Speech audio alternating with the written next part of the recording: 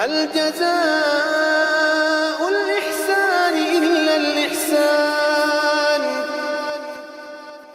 ام حسبتا، کہ آپ سمجھتے ہیں کہ اصحاب کہف یا اصحاب رقیم کانوا من آیاتنا عجبا، یہ ہماری آیات اور نشانیوں میں سے، ہماری آیات اور نشانیوں میں سے کوئی بڑی چیز ہے، کوئی بڑی چیز ہے۔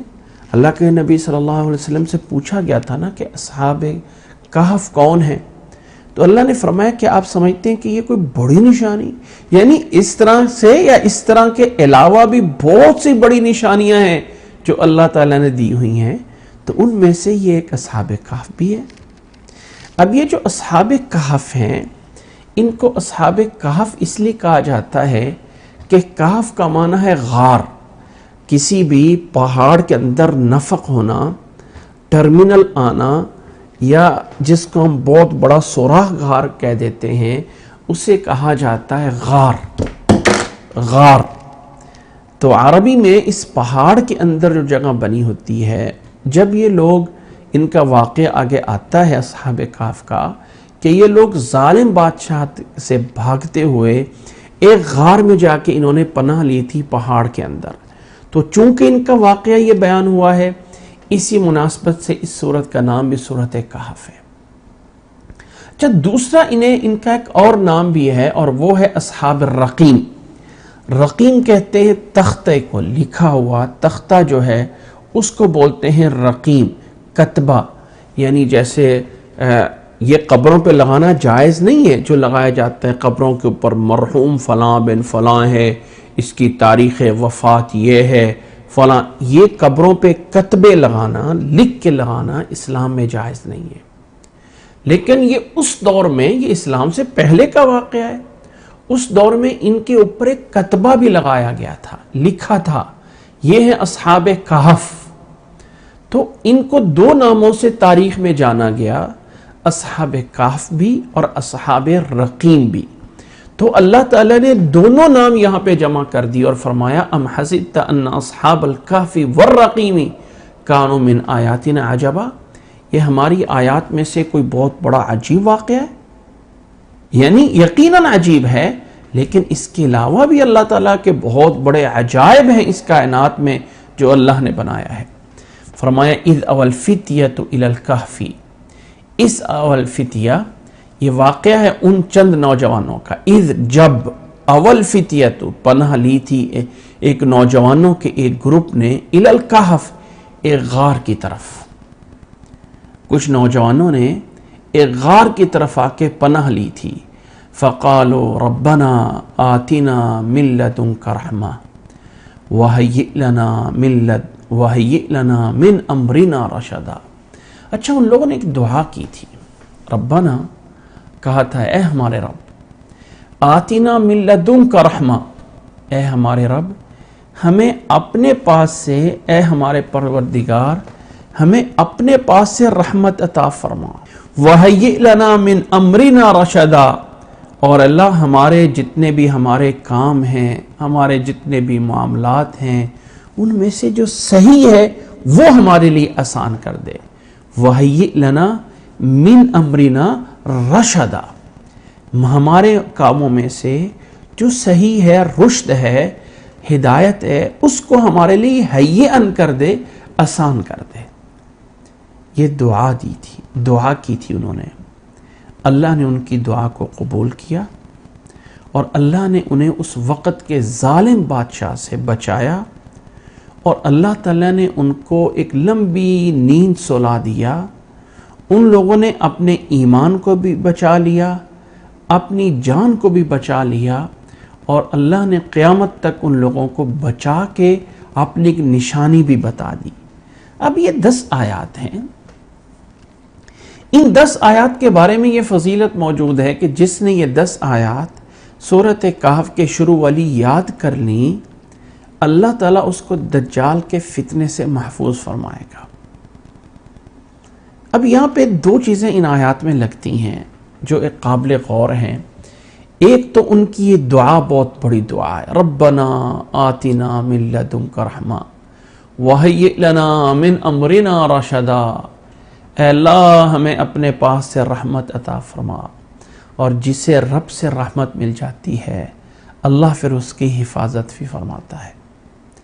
اور اللہ سے یہ بھی دعا کی گئی ہے کہ ہیئ لنا من امرنا رشدا، اللہ ہمارے جتنے بھی کام ہیں ان میں سے جو صحیح ہے ہمارے لیے وہ آسان کر دے، اللہ ہمارے کاموں کو آسان کر دے۔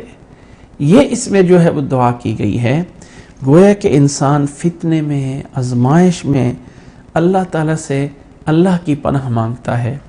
ام حسبت ان اصحاب الکہف والرقیم کانوا من آیاتنا عجبا، کیا آپ سمجھتے ہیں کہ اصحاب کہف والے ہماری آیات میں سے کوئی بڑی چیز ہے؟ ہاں بڑی چیز ہے، لیکن اور بھی بہت کچھ بڑا ہے۔ اذ اوى الفتية الى الكهف، جب ایک نوجوانوں کی جماعت نے ایک غار میں آ کے پناہ لے لی تھی اور یہ کہا تھا ربنا ربنا آتنا من لدنک رحمہ، اے اللہ تیرے علاوہ کوئی رحمت دینے والا نہیں ہے، اے اللہ تیرے علاوہ کوئی فضل کرنے والا نہیں ہے، اے اللہ تیرے علاوہ کسی کے پاس کوئی اختیار نہیں ہے، کون ہے جو میرے اوپر رحمت کر سکتا ہے؟ کوئی نہیں ہے۔ ربنا حب لنا من لدنک رحمتن، اے اللہ مجھے اپنے پاس سے رحمت دے دے، اور وہیئ لنا من امرنا رشدا، اور اے اللہ میرے سب بگڑے تگڑے کاموں کو سب کو سیدھا کر دے۔ بہت عمدہ دعا ہے، انسان کو یاد کرنی چاہیے اور اچھے اوقات میں ایسی دعائیں کرنی چاہیے۔ اللہ نے فرمایا آگے ہے فَضَرَبْنَا عَلَىٰ آذَانِهِمْ فِي الْكَهْفِ سِنِينَ عَدَدًا، فرمایا اللہ تعالیٰ نے ہم نے ان کے کانوں پہ پردہ ڈال دیا، یعنی ان کو سلا دیا۔ کسی کے کان پہ پردہ ڈالنا یہ کنایا ہوتا ہے سونے سے، کیونکہ کان میں سننا ذرا بند ہوتا ہے تو تب ہی شور چل رہا ہو تو اکثر نیند نہیں نہ آتی، تو کان کے اوپر تھپکی دینا، کان کو روکنا، یہ سونے سے تعبیر ہوتی ہے کہ اللہ نے فرمایا ہم نے ان کے کانوں پہ پردہ دیا اس غار کے اندر سنین عددا، کئی گنتی کے سال جو ہیں ہم نے ان کو وہاں سلا دیا۔ فرمایا ثم بعثناہم، پھر ہم نے انہیں اٹھایا لنعلم، تاکہ ہم جانیں، یعنی تاکہ ہماری طرف سے اس علم کا پتہ چل جائے دوسروں کو بھی کہ ای الحزبین احصی لما لبثوا امدا، کہ دو گروہ میں سے کون ہے جو ان کی اس مدت کو شمار کرنے والا ہے، تاکہ معلوم کر لیں کہ دونوں گروہوں میں سے اس انتہائی مدت کو کون ہے جس نے یاد رکھا ہے۔ اب یہ دو گروہ کون سے تھے؟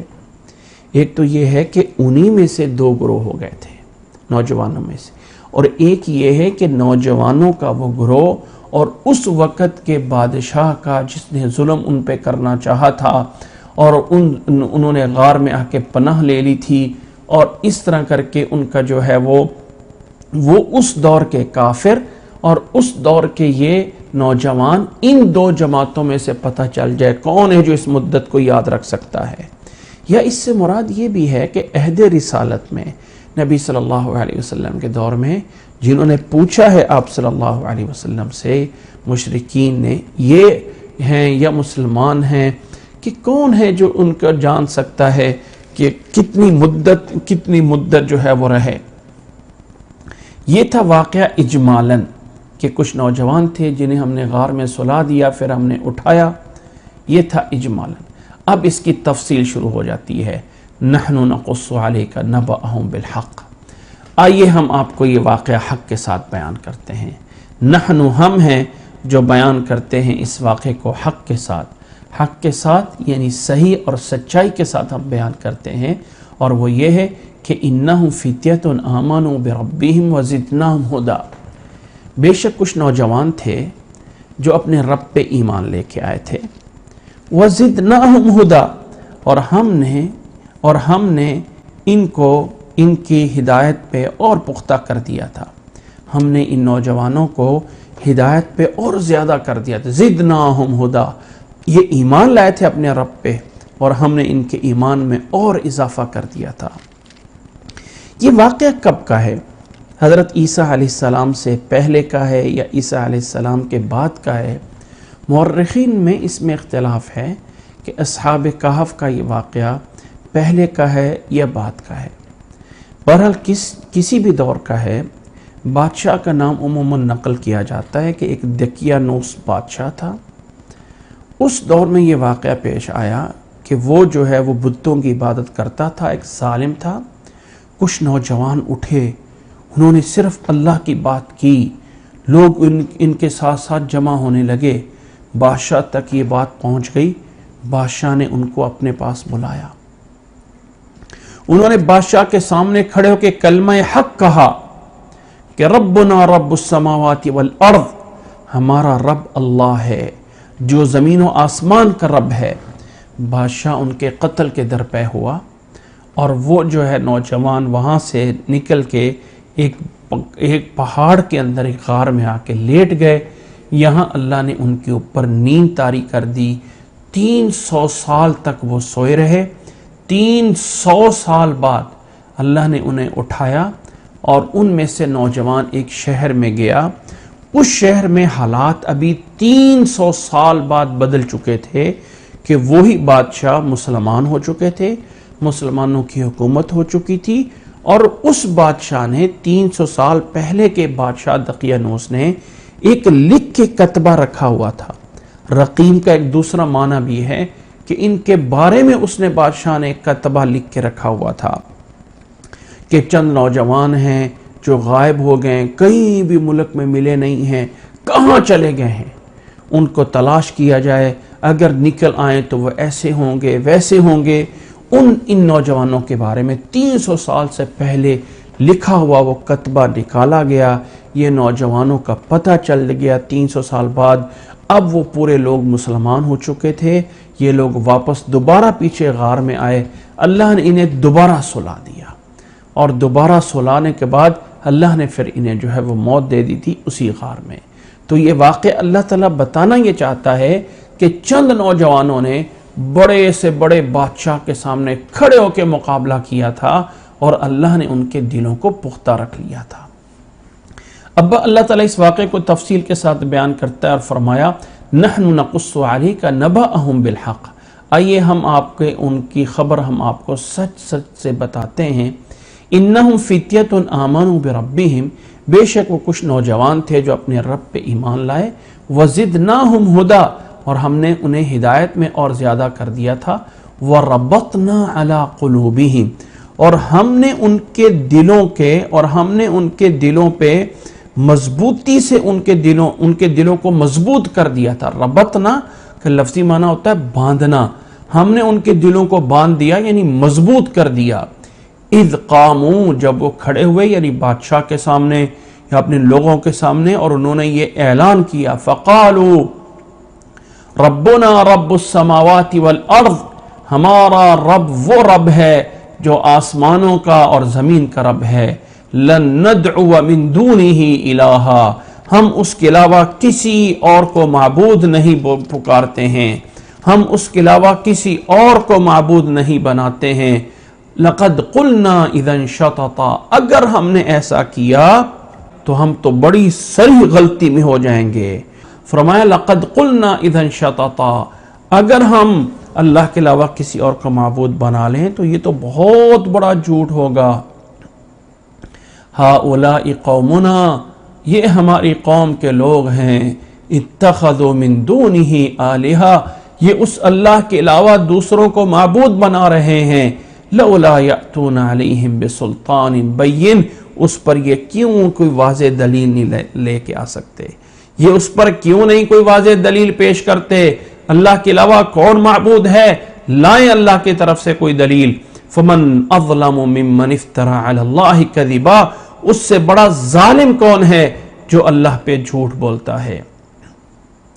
وَإِذِ اعْتَزَلْتُمُوهُمْ وَمَا يَعْبُدُونَ إِلَّا اللَّهَ فَأْوُوا إِلَى الْكَهْفِ، اب نوجوانوں نے آپس میں کہا کہ جب تم ان سے علیحدہ ہو رہے ہو باقی لوگوں سے، وَمَا يَعْبُدُونَ، اور جن کی یہ پوجا کرتے ہیں، جن کو یہ پوجتے ہیں، ان سب سے جب علیحدہ ہو رہے ہو، کنارہ کشی اختیار کر رہے ہو، إِلَّا اللَّهِ، سوائے اللہ کے، تو فَأْوُوا إِلَى الْكَهْفِ، جاؤ ایک غار کے اندر جو ہے وہ رہ لو، ایک غار کے اندر جا کے پناہ لے لو، آپ غار کے اندر جا کے پناہ لو، ینشر لکم ربکم من رحمتہ، تمہارا رب تمہارے لیے رحمت عطا کرے گا. دیکھیں پیچھے کیا تھا, ربنا حب لنا من لدنک رحمہ وہیئ لنا من امرنا رشدا.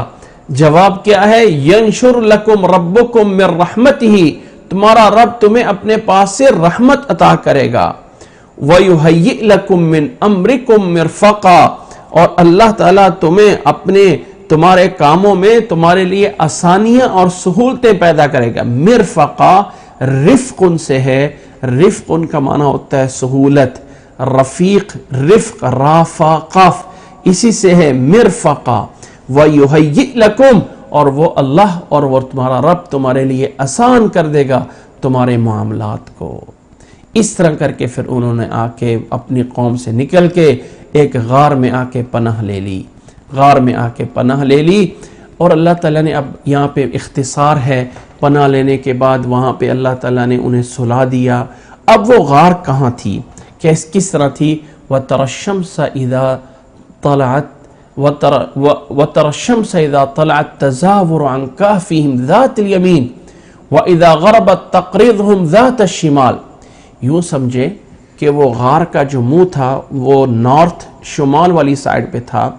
سورج جب جو ہے وہ طلوع ہوتا ہے تو وہ اس سے ہٹ کے غار کے جو ہے وہ دائیں سائڈ پہ ہو جاتا ہے, اور جب غروب کی طرف ہوتا ہے تو وہ جو ہے وہ تھوڑا سا نارتھ والی سائڈ پہ جو ہے وہ ہوتا ہے. یعنی اللہ نے ان کے اس غار کو سورج کی تپش سے, سورج کی اس دھوپ سے بھی انہیں جو ہے وہ دور رکھا. فرمایا اس غار ایسی تھی کہ وَتَرَى الشَّمْسَ إِذَا طَلَعَتْ, جب سورج طلوع ہوتا ہے, تَزَاوَرُ عَنْ كَهْفِهِمْ ذَاتِ الْيَمِينِ, کہ اس کہف سے, اس غار سے وہ دائیں جانب کو جو ہے وہ جھک جاتا ہے, دائیں جانب جھک جاتا ہے. وَإِذَا غَرَبَتْ, اور غروب کے وقت وہ بائیں جانب جو ہے وہ ہو جاتا ہے. وَهُمْ فِي فُجْوَةٍ مِّنْهُ, اور وہ اس غار کے سامنے کھلی جگہ پہ جو ہے وہ سوئے ہوئے تھے. اور وہ اس غار کی کشادہ جگہ, یعنی گویا کہ غار کھلی غار تھی, اس کے سامنے ایک کشادہ جگہ پہ اللہ نے انہیں جو ہے وہ سلا دیا تھا. اور سورج کو اس طرح کیا, غار کا منہ ایسا تھا کہ سورج کی ڈائریکٹ دھوپ سیدھی اس میں نہیں آتی تھی, ایک سائڈ پہ مشرق کی طرف, ایک سائڈ پہ مغرب کی طرف جو ہے وہ سورج ہو جاتا تھا. آج کل بھی جب بڑی بڑی بلڈنگیں بنائی جاتی ہیں, بڑی بڑی بلڈنگیں بنائی جاتی ہیں, تو اس میں ایک چیز غور کیا جاتا ہے کہ اس کے نارتھ والی سائڈ کون سی ہے, ایسٹ کون سا ہے, تاکہ اس کا جو تپش آنی ہے, سورج کی جو روشنی آنی ہے, وہ کہاں سے ہم نے اسے دینا ہے. اگر نارتھ والی سائڈ پہ ہوگی تو وہاں پہ کیا ہوگا, اگر کوئی وی آئی پی چیز بنانا چاہتے ہوتے ہیں تو اس کو نارتھ والی سائڈ پہ بناتے ہیں کہ سورج کی اس سائڈ پہ تپش جو ہے وہ کم آئے گی. بہرحال یہ اس طرح کی کئی چیزیں ہیں. تو اللہ تعالیٰ نے فرمایا کہ وہ غار بھی ایسی تھی کہ جس غار کو اللہ تعالیٰ نے سورج کی اس تپش سے اور روشنی سے بچا کے رکھا. وَهُمْ فِي فَجْوَةٍ مِّنْهُ, اور اس غار کے سامنے گویا کہ منہ کے سامنے کھلا سا ایک ہال ہوگا, کھلی سی غار ہوگی, اس کی کھلی سی جگہ پہ جو ہے وہ سو رہے تھے. اور اللہ نے فرمایا ذَلِكَ مِنْ آیَاتِ اللَّهِ, یہ اللہ کی نشانیوں میں سے ہے. مَنْ يَهْدِ اللَّهُ فَهُوَ الْمُهْتَدِي, یعنی ان نوجوانوں کا ایسے ہونا اور ان نوجوانوں کو ایسے پناہ دینا, یہ اللہ کی نشانیاں ہیں. مَنْ يَهْدِ اللَّهُ فَهُوَ الْمُهْتَدِي, جسے اللہ ہدایت پہ رکھتا ہے وہی اصل ہدایت پہ ہوتا ہے. اور اللہ کسے ہدایت دیتا ہے؟ جو انسان ہدایت لینا چاہتے ہیں. وَمَنْ يُضْلِلْ, اور جسے اللہ گمراہ کرے, فَلَن تَجِدَ لَهُ وَلِيًّا مُرْشِدًا, جسے اللہ تعالیٰ جو ہے وہ گمراہ کر دے, اس کے لیے کوئی کارساز, کوئی رہنمائی دینے والا نہیں ملے گا. فَلَن تَجِدَ لَهُ وَلِيًّا, اس کا کوئی دوست, اس کا کوئی حمایتی, اس کا کوئی ناصر, اس کا کوئی ہمدرد کوئی نہیں ہوگا. مرشدہ, اور نہ ہی اس کی کوئی رہنمائی کرنے والا. مرشد کہتے ہیں, رہنمائی کہتے ہیں. آج کل بھی نا یہ میرا مرشد ہے, اصل معنی تو مرشد کا یہ ہے نا کہ رشد, ہدایت پہ چلانے والا. تو فرمایا جسے اللہ ہدایت دیتا ہے وہی ہدایت پہ ہے. اور اللہ کسے ہدایت دیتا ہے؟ جو ہدایت چاہتا ہے. وَمَنْ يُضْلِلْ, اور جسے اللہ گمراہ کرے, اور اللہ کسے گمراہ کرتا ہے؟ سورۃ بقرہ میں فرمایا تھا وَمَا يُضِلُّ بِهِ إِلَّا الْفَاسِقِينَ، اللہ گمراہ ان کو کرتا ہے جو فسق و فجور پہ چلتے ہیں، جو فاسق اپنے آپ کو بنا لیتے ہیں۔ فَلَن تَجِدَ لَهُ وَلِيًّا مُرْشِدًا فَلَن تَجِدَ لَهُ وَلِيًّا مُرْشِدًا، تو فرمایا پھر اس کے لیے کوئی حمایتی اور کوئی رہنما نہیں ملتا ہے۔ وَتَحْسَبُهُمْ أَيْقَاظًا وَهُمْ رُقُودٌ وَتَحْسَبُهُمْ أَيْقَاظًا وَهُمْ رُقُودٌ، فرمایا کہ ان کی حالت کچھ ایسی تھی کہ اگر آپ ان کو جا کے وہاں دیکھ لیتے تو ایسے لگتا جیسے جاگ رہے ہیں، جیسے شاید آنکھیں تھوڑی سی کھلی ہوئی ہیں، حالانکہ وہ سو رہے تھے۔ وَنُقَلِّبُهُمْ ذَاتَ الْيَمِينِ وَذَاتَ الشِّمَالِ، فرمایا سوتے وقت ان کی کروٹیں بھی ہم انہیں دائیں بائیں بدلتے رہتے تھے، کبھی دائیں طرف کروٹ ہوگی، کبھی بائیں طرف کروٹ ہوگی، تاکہ انسان ایک ہی جگہ پہ پڑا رہے۔ تو 300 سال بہت بڑی مدت ہے، فرمایا ہم ان کے جو ہے وہ ان کو کروٹیں بھی دائیں اور بائیں ان کی بدلتے رہے۔ وَكَلْبُهُمْ بَاسِطٌ ذِرَاعَيْهِ بِالْوَصِيدِ، فرمایا کہ ان کا ایک کتا بھی تھا جو ان کے ساتھ گویا کہ چل پڑا ہوگا، اور وہ بھی اپنے ہاتھ پھیلائے ہوئے، وہ بھی اس کے غار کے منہ پہ، وہ ان کے غار کی اس چوکھٹ پہ وہ بھی ہاتھ پھیلائے ہوئے پڑا ہوا تھا۔ وَكَلْبُهُمْ بَاسِطٌ ذِرَاعَيْهِ، اس کے اگلے دونوں ہاتھوں کو ذراع بولا جاتا ہے کہ اگلے دونوں ہاتھوں کو پھیلائے ہوئے وہ بھی جو ہے وہاں وسید یعنی اس چوکھٹ پہ وہ بھی جو ہے وہ پڑا ہوا۔ اب یہ کتا کون سا تھا، کہاں سے آیا تھا، کس، اللہ عالم۔ اللہ نے جتنا بیان کیا اتنا کافی ہے۔ کیا اس کی بنیاد پہ ہم کتا ساتھ رکھ سکتے ہیں؟ نہیں، یہ پہلی امتوں کا واقعہ ہے، اور جب جس واقعے کو، جس مسئلے کو اللہ کے نبی نے ہماری اس شریعت میں برقرار رکھا ہو وہ ہمارے لیے بھی شریعت ہوتا ہے۔ جس پہلے واقعے کو، جس پہلے کسی فقہی مسئلے کو ہماری اس شریعت نے منسوخ کر کے بدل دیا ہو تو بدلنا ہے۔ اس شریعت میں کتا رکھنا یہ جائز نہیں ہے، الا یہ کہ کسی انسان کے پاس جانور ہیں، گائے ہیں، بھینسیں ہیں، ان کے لیے، ان کی حفاظت کے لیے رکھتا ہے تو وہ جائز ہے، یا الا یہ کہ جو انسان شکار کرتا ہے اور وہ شکاری سکھایا ہوا کتا رکھتا ہے اور اس کو صرف شکار کے ٹائم استعمال کرتا ہے، تو یہ دو طرح کے جائز ہیں۔ اس کے علاوہ اللہ کے نبی صلی اللہ علیہ وسلم نے فرمایا ہے ان الملائکۃ لا تدخل بیتا فیہ کلب او صورۃ، اور اللہ کے رحمت کے فرشتے اس گھر میں داخل نہیں ہوتے ہیں جس گھر میں کتا ہو یا کوئی جاندار کی تصویر لٹکائی ہو، جیسے ہم رشتہ داروں کی تصویریں دیواروں پہ لگا دیتے ہیں، فلاں پہ فلاں، یہ میرا دادا ہے، یہ میرا بابا ہے، یہ میرے ماما ہیں، یہ فلاں ہیں، جائز نہیں ہے، جائز نہیں ہے ان کو تصویروں کو یاد کے لیے لٹکانا۔ دیکھیں رحمت کے فرشتے نہیں آئیں گے۔ گھروں میں کتا پالنا، وہ جی وہ چھوٹا سا بچہ ہے، وہ خیر ہے جی یہ ہے، نہیں، چھوٹا سا بچہ ہے، بڑا سا ہے، اسلام میں اس کی گنجائش نہیں، اس میں کوئی شک نہیں کہ وہ سمجھدار ہے، سمجھن یہ ہوتا ہے، وہ سب باتیں اپنی جگہ پہ، لیکن ایک مسلمان ہونے کے لیے جو اسلام میں صحیح کر دیا، اسلام نے تو ہمیں یہاں تک بتایا ہے کہ اگر کتا کسی برتن میں منہ ڈال لے نا، اس برتن کو 7 دفعہ دھونا پڑے گا، جس میں 1 دفعہ مٹی کے ساتھ دھونا بھی ضروری ہے، اور انسان کہے کہ میں اسے اپنے ہاتھوں میں اٹھائے پھروں، اپنے کپڑوں کے ساتھ لگائے پھروں، تو یہ صحیح نہیں ہوتا ہے۔ تو اللہ تعالیٰ نے فرمایا ان کا ایک کتا بھی تھا اصحاب کہف کا، جو ان کی اس دہلیز کے پاس اپنے ہاتھ پھیلائے ہوئے پڑا ہوا تھا۔ ہو سکتا ہے وہ ان کے ساتھ آیا ہو، اللہ نے اس کو بھی وہاں پہ، اور اللہ تعالیٰ چونکہ روب ڈالنا چاہتا تھا۔ اور یہاں پہ ایک بات سنیں، کچھ اسرائیلی روایات ہیں کہ یہ کتا جو ہے وہ قیامت والے دن جو ہے وہ ایک بنی اسرائیل کا ایک عالم ہے، بعلم بورا اس طرح اس کا نام بتایا جاتا ہے، اور یہ کتا اس کی شکل میں ہو کر جنت میں جائے گا۔ ایسی کوئی دلیل موجود نہیں ہے کہ اصحاب کہف کا کتا انسانی شکل میں ہو کر قیامت والے دن جنت میں جائے گا، اس کی کوئی دلیل نہیں ہے۔ اللہ نے جس بات کو نہیں بیان کیا، جس میں اللہ نے کوئی تفصیل نہیں بیان کی، میں اور آپ اس کی باریکیوں میں جائیں، یہ تھا وہ تھا، اس کی ضرورت نہیں ہے۔ اللہ نے فرمایا وَكَلْبُهُمْ بَاسِطٌ ذِرَاعِهِ بِالْوَصِيدِ ان کا ایک کتا بھی تھا جو اپنے ہاتھ جو ہے وہ پھیلائے ہوئے تھا وہاں. لَوِ اطَّلَعْتَ عَلَيْهِمْ لَوَلَّيْتَ مِنْهُمْ فِرَارًا. اگر آپ وہاں پہ ان پہ مطلع ہو جائیں تو اللہ نے ان پہ رعب اتنا ڈالا ہے, لَوَلَّيْتَ مِنْهُمْ فِرَارًا, تو وہاں سے پیٹ پھیر کے جو ہے وہ بھاگ جائیں گے, پیٹ پھیر کے بھاگ جائیں گے کہ اس کا خوف اور رعب ہوگا.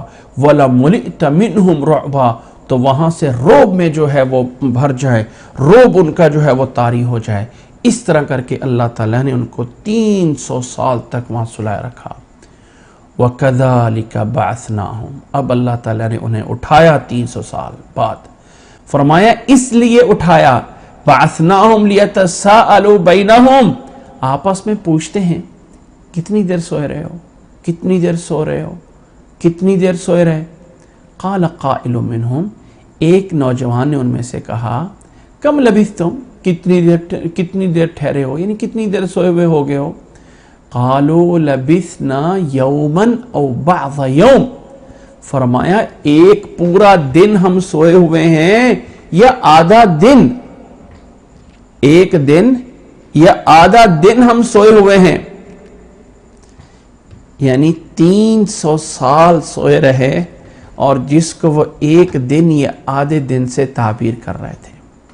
انسان اگر اپنی زندگی میں روزانہ 8 گھنٹے سوتا ہے اور انسان کی زندگی 60 سال کی زندگی ہے تو 20 سال تو اس نے صرف سونے میں گزار دیے. 20 سال انسان سوئے میں گزارتا ہے. تو وہ اور پتہ نہیں ہوتا, کوئی انسان کسی کو کہنا کہ تم نے 20 سال سوئے ہوئے ہو, کہتا ہے ایسے میں 20 سال سویا ہوں, لیکن انسان تھوڑا تھوڑا کر کے اتنا سویا ہوتا ہے. فرمایا کہ انہوں نے آپس میں کہا, قالوا لبثنا یوما او بعض یوم, پھر کہتے ہیں قالوا ربکم اعلم بما لبثتم, تمہارا رب تمہیں جانتا ہے تم کتنی دیر جو ہے وہ ٹھہرے ہو, تمہارا رب تمہیں جانتا ہے تم کتنی دیر سوئے رہے ہو. اچھا اب کیا ہے, فَبْعَثُوا أَحَدَكُمْ بِوَرِقِكُمْ هَذِهِ إِلَى الْمَدِينَةِ, اپنے میں سے ایک نوجوان کو بھیجو اس چاندی کو لے کے, ورق کہتے ہیں چاندی کو, گویا کہ اس وقت سکے جو ہے وہ چاندی کے ہوں گے. فرمایا اس چاندی کو لے کے جائے شہر میں لے کے جائے, فَلْيَنظُرْ أَيُّهَا أَزْكَى طَعَامًا, اور وہاں جا کے دیکھے کون سا ازکا طعامن ہے, کون سا پاک اور حلال کھانا ہے. ایمان والوں کی صفت میں یہ صفت ہے کہ جب وہ کھانے کا تلاش کرتے ہیں تو یہ ان کے اندر ایک احساس ہوتا ہے کہ ہمیں ایسا کھانا تلاش کرنا ہے جو حلال ہے, جو اس میں کوئی شک نہیں کہ انسان کہتا ہے چسکا وہاں پہ ہے, لذت وہاں پہ ہے, فلاں ہے. لیکن ایمان والے ایوہا ازکا طعامن, کون سا ہے جو پاک اور صحیح حلال کھانا ہے, وہ اس کو دیکھے. فَلْيَأْتِكُمْ بِرِزْقٍ مِّنْهُ, اور اس میں سے تمہارے لیے وہ کھانے کے لیے لے کے آئے, اور اس میں سے جو ہے وہ تمہارے لیے کھانے کے لیے لے کے آئے. وَلْيَتَلَطَّفْ, اور چاہیے کہ وہ تھوڑی سی نرمی اختیار کرے, نرمی برتے. لطیفن اسی سے ہے یتلطف, وَلْيَتَلَطَّفْ کے نرمی کرے, ظاہر نہ کرے ہم میں ادھر سے آیا ہوں, تھوڑا سا آہستہ سے جائے تاکہ انہیں پتہ چلے کہ کون ہے. اور یہ جو یتلطف ہے یہاں پہ قرآن مجید کا نصف ہو رہا ہے حرفوں کے اعتبار سے, حروف کے اعتبار, یعنی اگر حرفوں کو شمار کیا جائے نا قرآن مجید کے حرفوں کو, یعنی حرف جو ہیں جیسے الحمدللہ میں الف ہے, لام ہے, ہا ہے, میم ہے, دال ہے, تو یہ جو حرف ہیں اگر انہیں گننا شروع کیا جائے تو وَلْيَتَلَطَّفْ, یہاں اس حرف پہ آ کے قرآن مجید نصف ہوتا ہے, جس پہ لام اور یا اور تا پہلے میں ہیں اور آگے والا لام اور تا اور فا یہ اگلے نصف میں آتا ہے. اس حرف یعنی اس لفظ پہ آ کے قرآن مجید کا نصف ہوتا ہے. حرفوں کے اگر گنا جائے, حرفوں کو اگر گنا جائے تو اس اعتبار سے فرمایا کہ وہ باریک بینی سے جا کے وہاں یہ کام کرے احتیاط سے. وَلَا يُشْعِرَنَّ بِكُمْ أَحَدًا، اور تمہارے بارے میں کسی کو نہ بتائے۔ ایک اپنے میں سے کسی کو بھیجو جو بازار سے کھانا لے کے آئے اور ذرا کھانا اچھا لے کے آئے اور ذرا احتیاط سے جائے، کسی کو اپنے بارے میں بتائے نا۔ اِنَّهُمْ إِن يَظْهَرُوا عَلَيْكُمْ، اگر وہ تمہارے اوپر آ گئے، تمہیں انہوں نے پا لیا، تمہارے وہ دشمنوں نے، ان کافروں نے تمہیں حاصل کر لیا، یرجموکم، تمہیں پتھروں سے ماریں گے، او یعیدوکم فی ملتہم، یا وہ تمہیں اپنے دین میں کہیں واپس نہ لے جائیں، وَلَن تُفْلِحُوا اِذًا أَبَدًا، اگر تم ان کے دین میں پھر گئے تو پھر کبھی بھی کامیاب نہیں ہو سکتے ہو۔ یہ ہے اللہ تعالیٰ نے اس واقعے کی طرف اشارہ فرمایا۔ اب وہ نوجوان جاتا ہے، وہاں جانے کے بعد جو ہے جب اس نے سکہ دیا تو دیکھنے والے نے کہا یہ سکہ یہ کہاں سے آیا ہے؟ یہ سکہ جو ہے وہ یہ کرنسی جو ہے یہ کہاں سے؟ تو 300 سال پرانا ہے، 300 سال۔ ایسے ہو کہ پتہ چل گیا اب وقت کے وہاں اب مسلمان حکومت ہو چکی تھی، مسلمان ہو چکے تھے، تو مسلمان اب، اور اس پہلے بادشاہ نے آگے سے آگے لوگوں کے لیے کہا تھا کچھ نوجوان ایسے ہیں جو پتہ نہیں کہاں چھپ گئے ہیں، اور یہ خبر وہاں پہ مشہور تھی۔ جیسے کچھ واقعات ہوتے ہیں نا شہرت پا جاتے ہیں، ایسے یہ واقعہ بھی مشہور تھا کہ کچھ نوجوان تھے وہ پتہ نہیں کہاں غائب ہو گئے تھے۔ اب 300 سال بعد جب پرانا 300 سال کا سکہ سامنے آیا تو کہا کہیں یہ وہ نوجوان تو نہیں نکل کے آ گئے۔ اس طرح کر کے لوگوں کو ان کا پتہ چل گیا، وہ واپس آئے، وہیں دوبارہ سو گئے۔ اللہ نے پھر یہاں دوبارہ سونے کے بعد ان پر حقیقی موت طاری کر دی تھی، اور اس طرح کر کے پیچھے والے لوگوں کو اللہ نے ان کا بتا دیا تھا کہ یہ ہے نوجوان۔ اب پیچھے والے لوگوں نے جو اس وقت کا بادشاہ تھا یا اس وقت کے لوگ تھے وہ جو ہے وہ پہچان گئے کہ ہاں یہ وہی نوجوان تھے۔ اللہ نے پھر ان کے اوپر موت طاری کر دی تھی۔ اب اللہ تعالیٰ نے اس واقعے پہ تبصرہ کرتے فرمایا وَكَذَلِكَ بَعَثْنَاهُمْ وَكَذَلِكَ أَعْثَرْنَا عَلَيْهِمْ وَكَذَلِكَ أَعْثَرْنَا عَلَيْهِمْ، اور ہم نے اس طرح کر کے ان کی جگہ کو بتایا، ہم نے اس طرح کر کے ان لوگوں کو ان کے حالات کے اوپر مطلع کیا۔ کیوں؟ لِيَعْلَمُوا أَنَّ وَعْدَ اللَّهِ حَقٌّ، تاکہ لوگوں کو پتہ چل جائے اللہ کا وعدہ برحق ہے۔ کون سا وعدہ؟ کہ اللہ نے مرنے کے بعد زندہ کرنا ہے۔ جو اللہ 300 سال بعد دوبارہ اٹھا سکتا ہے، وہ اللہ 10,000 سالوں بعد بھی انسان کو دوبارہ اسی طرح نکال سکتا ہے۔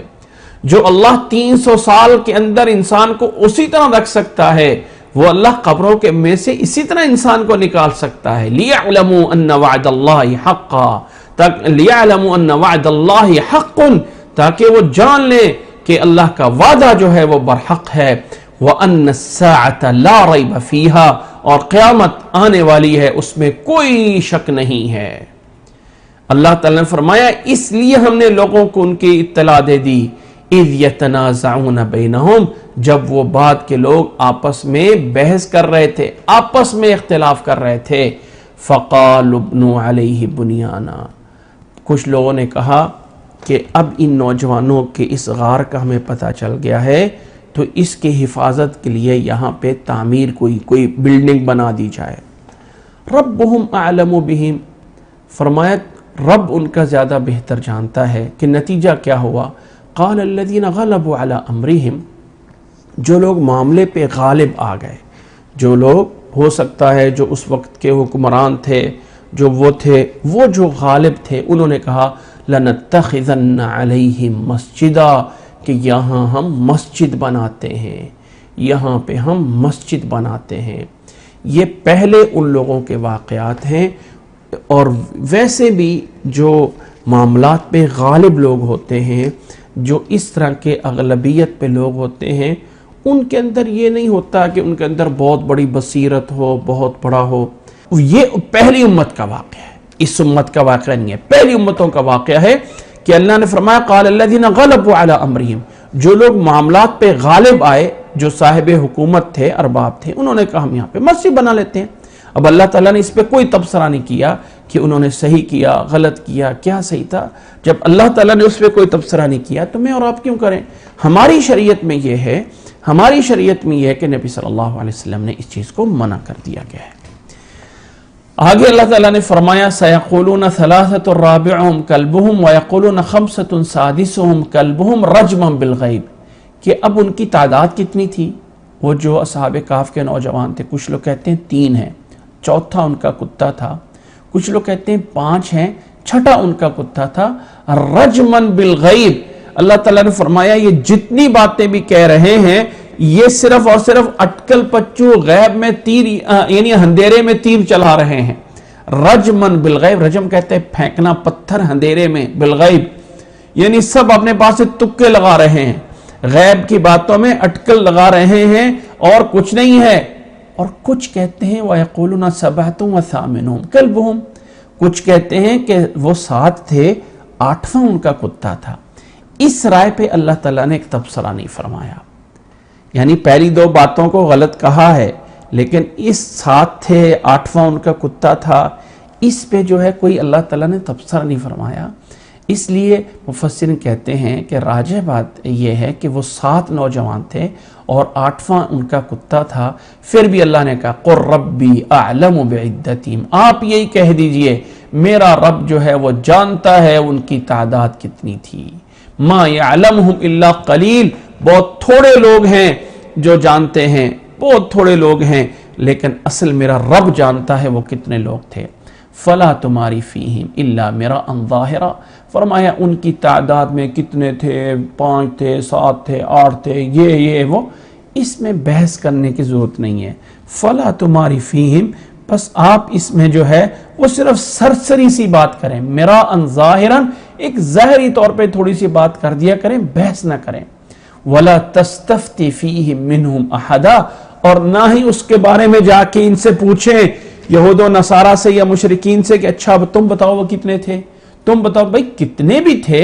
اللہ تعالیٰ نے اس رائے کے بارے میں کہا ہے کہ وہ 7 تھے اور 8واں ان کا کتا تھا، لیکن کہا ہے کہ اس میں جو ہے وہ بحث کی ضرورت نہیں ہے اور نہ ہی اس کے بارے میں کسی جا کے جو ہے وہ پوچھے۔ اب آگے اللہ تعالیٰ نے اس واقعے کو جو ہے وہ ختم کیے، یعنی اختتام پہ اور کچھ رہنمائی اور تبصرہ فرمائے اور اپنے نبی کو فرمایا وَلَا تَقُولَنَّ لِشَيْءٍ إِنِّي فَاعِلٌ ذَلِكَ غَدًا۔ دیکھیں نبی صلی اللہ علیہ وسلم کے لیے جتنے احکامات ہیں وہ نبی صلی اللہ علیہ وسلم کے ذریعے اور واسطے سے میرے اور آپ کے لیے بھی ہیں۔ فرمایا وَلَا تَقُولَنَّ، آپ ہرگز نہ کہیں کسی چیز کے لیے بھی اِنِّي فَاعِلٌ ذَلِكَ غَدًا، کہ میں اس بات کو کل کروں گا، ایسا نہ کریں، ہرگز نہ کہیں اِلَّا أَن يَشَاءَ اللَّهُ، مگر اس بات کے ساتھ اسے جوڑیں کہ اِلَّا أَن يَشَاءَ اللَّهُ، یعنی انشاءاللہ کہہ کے، انشاءاللہ کے بغیر یہ نہ کہیں کل میں کروں گا، نہیں، یہ کہنا ہے انشاءاللہ، یہ کہنا ہے وَاذْكُرْ رَبَّكَ إِذَا نَسِيتَ، اور اگر بھول جائے تو رب کو یاد کریں، رب کو یاد کریں، اگر بھول جائے تو اپنے رب کو جو ہے جب بھی بھولیں تو اپنے رب کو یاد کریں، یعنی اپنے رب کو جو ہے وہ یاد کریں وَقُلْ عَسَىٰ أَن يَهْدِيَنِي رَبِّي لِأَقْرَبَ مِنْ هَذَا رَشَدًا، اور اپنے رب سے یہی دعا کرے کہ میرا رب قریب ہے کہ مجھے میری جو ہے وہ رہنمائی کرے، صحیح رہنمائی کی طرف لے جائے۔ قُلْ عَسَىٰ أَن يَهْدِيَنِي رَبِّي، قریب ہے کہ میرا رب مجھے ہدایت دے گا صحیح اور اقرب اور اچھی چیز اور رشد کی طرف، لِأَقْرَبَ مِنْ هَذَا رَشَدًا۔ مفسرین میں یہ واقعہ موجود ہے کہ اللہ کے نبی صلی اللہ علیہ وسلم پہ جب یہ سوال پوچھا گیا تھا اصحاب کہف کون ہیں، وہ ذوالقرنین کون ہے، روح کیا ہے، تو نبی صلی اللہ علیہ وسلم نے فرمایا تھا میں کل بتاؤں گا۔ انشاءاللہ کہنا بھول گئے تو 15 دن تک اللہ کی وحی نہیں آئی تھی۔ 15 دن بعد جب یہ صورت نازل ہوئی اور اس میں یہ واقعہ بتایا تو اللہ نے اپنے نبی کو سمجھایا، نبی کو رہنمائی کی، جو ہمارے لیے بھی رہنمائی ہے کہ کسی کام کے لیے مت کہیں میں کل کروں گا، میں کل کر دوں گا، انشاءاللہ لازمی کہیں، انشاءاللہ کل ہو جائے گا، انشاءاللہ میں کل آؤں گا، انشاءاللہ کل کر دیں گے، انشاءاللہ کل ہم جائیں گے، کل انشاءاللہ یہ ہو جائے گا، انشاءاللہ یہ لازمک ہے. بھول گئے ہیں کسی وقت کہنا تو اپنے رب سے معافی مانگیں, استغفار کریں, فوری یاد کریں تیرا رب ہے جو تجھے صحیح مقصد تک پہنچا سکتا ہے. اس رب کے علاوہ تم صحیح اپنے مقصد تک نہیں پہنچ سکتے. اس لیے انشاءاللہ اس اللہ کے علاوہ ایک پتا بھی نہیں ہلتا ہے. اس لیے اپنے ہر کام کو اللہ کی مشیت کے ساتھ اٹیچ کریں. انشاءاللہ اللہ کی مشیت ہے تو میں یہ کام ضرور پورا کر دوں گا, میں ضرور آ جاؤں گا, میں ضرور دے دوں گا, میں ضرور پہنچا دوں گا. جتنے بھی کام ہوتے ہیں اس کو اللہ کی مشیت کے ساتھ کریں. پھر اللہ نے فرمایا وَلَبِثُوا فِي كَهْفِهِمْ 300 سِنِينَ وَازْدَادُوا تِسْعًا. وَلَبِثُوا فِي كَهْفِهِمْ, اور وہ نوجوان اس غار میں 300 سال تک رہے تھے, 300 سال. وَازْدَادُوا تِسْعًا, اور 300 سال کے اوپر 9 سال اور بھی ہیں, 9 سال اور بھی, گویا کہ 309 سال 309 ایئر جو ہے وہ اس غار میں سوئے رہے تھے. اب 3 ایئر کو الگ کہا ہے اور 9 ایئر کو الگ کہا ہے, 39 نہیں کہا, یعنی 309 نہیں کہا بلکہ 300 الگ اور 9 الگ. اس میں کچھ مفسرین فرماتے ہیں کہ اگر ہم ان سالوں کے 300 سالوں کی گنتی کو شمار کریں تو عموماً ہمارے ہاں 2 شماریات ہیں. ایک جو ہے وہ میلادی ہے, ایک ہجری ہے, یعنی میلادی جس کو ہم یہ جنوری, فروری, مارچ, اپریل کہتے ہیں, اور دوسرا جو اس کو شمسی کہتے ہیں, سورج کے حساب سے ہے. گرمیاں پتہ ہے جون جولائی میں آتی ہیں, سردیاں پتہ ہے جنوری اور دسمبر میں اور ان میں آتی ہیں. تو یہ والے مہینے چلتے ہیں سورج کے اعتبار سے. سورج کی تپش ہے, گرمیاں آتی ہیں, سورج کی تپش نرم ہو جاتی ہے, سردیاں آتی ہیں, تو ان کو شمسی مہینے کہا جاتا ہے.